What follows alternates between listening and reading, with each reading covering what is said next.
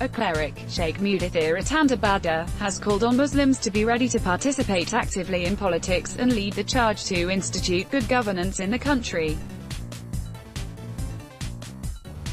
Sheikh Bada, in a lecture he delivered at a program organized by a group, Muslim Political Awareness Front, MUPAF, held at the International Conference Center, University of Ibadan, urged Muslims across the country to engage in partisan politics and seize opportunity to govern the people with the fear of God. Speaking on the topic, Islamic advocacy of good governance and partisan politics, Sheikh Bada said, "If you sit down and continue to criticize the people in government, we will not get a desired result. But if we can be fully involved in politics, we will one day become one of the policy makers and we can then use our position to correct things we feel are wrong." The cleric said Muslims were duty-bound to steer the affairs of the people well, and as such they could not afford to do things that would hurt the people.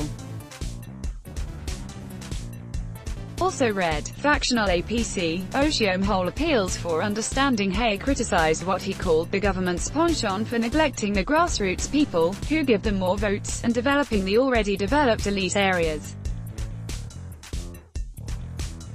You will recollect that during the regime of the late Murtala Muhammad, he had the fear of God in him. He governed this country so well that his name cannot be easily forgotten in history. A few years back, we had a good Muslim as our civilian president, the late Al-Haji Umaru Musa Yar'Adua. He had a good agenda for Nigeria and he wanted to rule this country with the fear of God, but his life was cut short by illness such that he could not even complete his tenure. But he will always be remembered for his kindness and large heart while on earth. If you Muslims are not involved in partisan politics, then you have no right to blame whoever that is there if he does not perform well. But if you are part of them, you will be able to use your office to correct some policies that are not well meant for the masses, Sheikh Bada said.